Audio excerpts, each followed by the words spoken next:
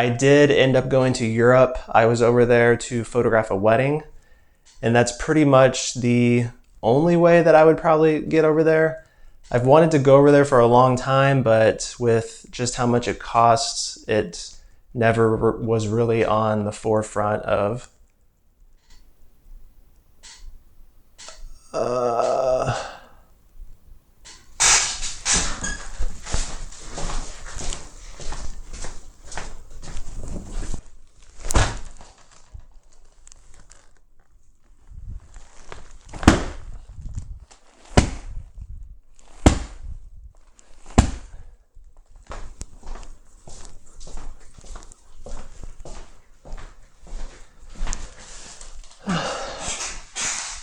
sorry about that. There was a gigantic spider in my dining room, so I had to take care of that. It was never really on the forefront of going to Europe because it was very expensive, and that's pretty much the only reason. I am a photographer. My wife is a hairstylist. We make decent money, but we like to save money. And anyway, I wanted to take this opportunity to go out there. It was a good chance to go out there and do it, so I did it. We went to Ronda, Spain, Seville, and then we ended in Lisbon, Portugal. I wasn't going to take my 4x5 because I needed all my digital equipment for the actual wedding. And I'm also not the best photographer when it comes to traveling. And I'm not like a very good tourist. I don't really like to take photos of the popular thing or the thing that everyone's taking a picture of. I would rather photograph things that people might pass up in popular places like that. So the pictures that you do see are going to be things like that. Of course, there's going to be some things that everyone takes a photo of, but that's almost impossible to do when you're in a place like that, especially for the first time. I did shoot a lot of video out there, and my main idea was to make a whole Europe video with pictures and video, and I'm just not very good at that. So that's why you're seeing the photos and the video that you're seeing now, and it's going to be more of a novella of sorts instead of a long novel or an epic. There was a lot of tourists. There was a lot of people at every place that we went. My favorite place probably had to be Ronda, just because it was a little bit of a smaller town, and I really liked the landscape.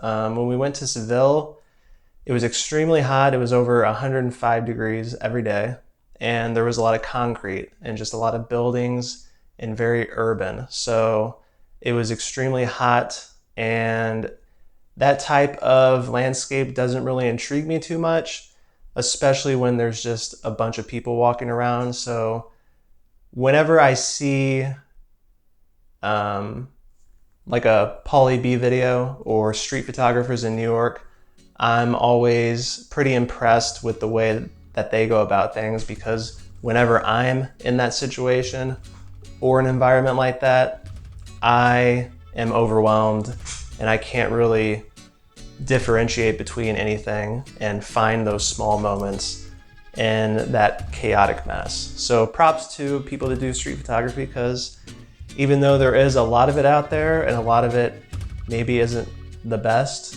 it's still extremely hard. And I would much rather go up to a random person's door out in the middle of Illinois and knock on it, compared to walking around New York and taking pictures of people on the street.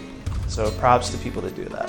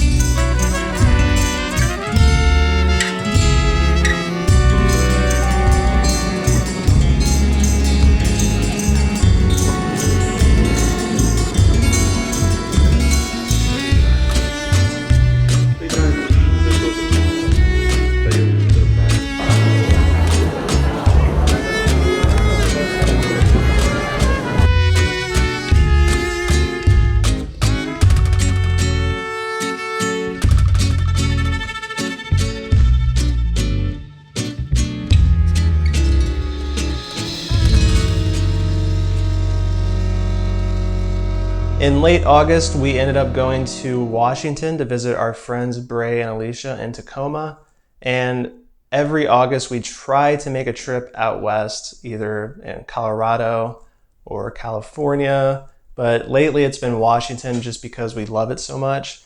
And it's a little less on the touristy side. So whenever we go on hikes, there's just less people. And it's just overall a more enjoyable time.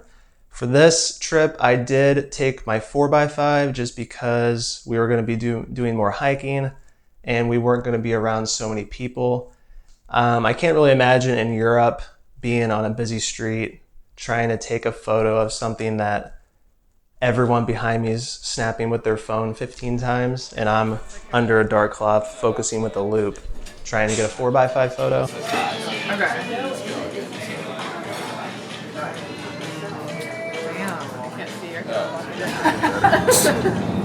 It is cool, the fog. It literally looks like there's like... I feel like we need to go to the Twilight gift shop because I heard it's really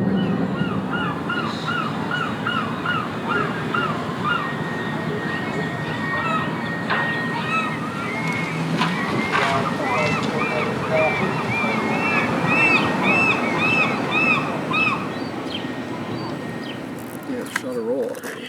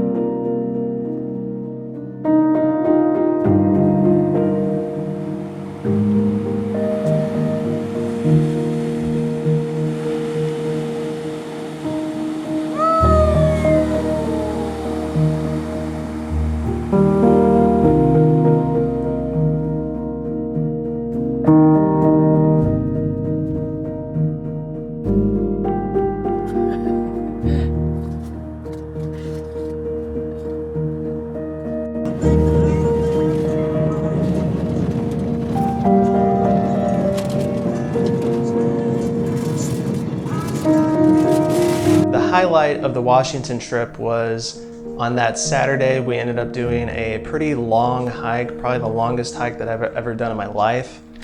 It's the Lake Ingalls hike, just south of Leavenworth, Washington.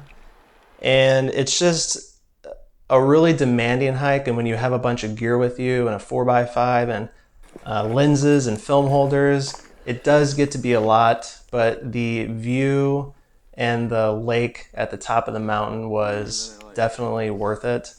And it ended up being a 10 to 11 mile hike. And like I said, I think the longest hike that I've ever been on before that with all of my gear was out in Colorado, and that was around 6 miles. So by the end of it, my feet were definitely barking, but the views are worth it. And one of my favorite shots that I got was a couple different views of Mount Stewart.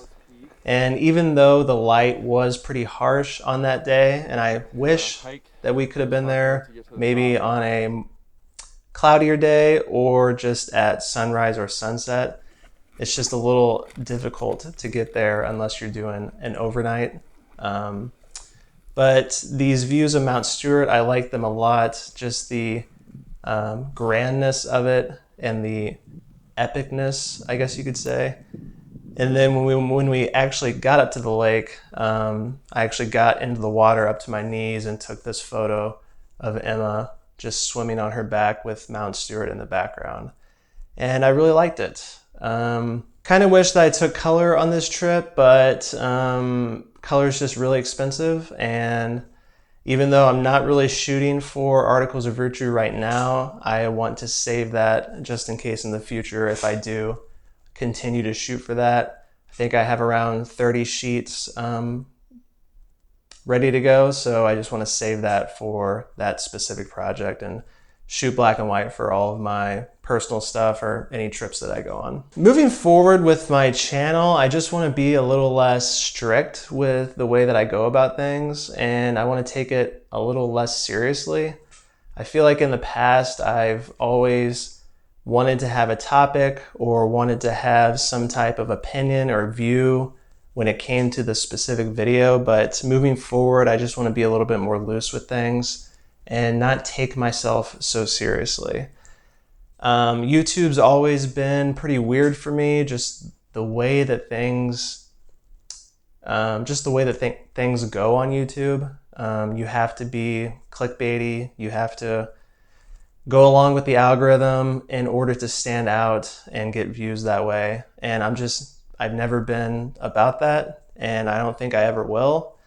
My last video, it took me a very long time to make, a very long time to edit, to send emails, get videos, get photos from the photographer, and then when I go and put it out, it has limited ads because of the subject matter, because he's actually talking about real things, real life, and it's not always suitable for specific advertisers.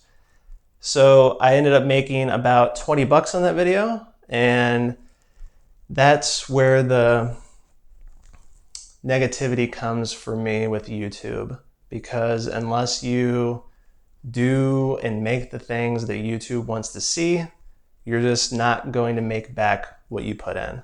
But I'm not going to let that stand in the way, and I'm just going to continue to do what I do.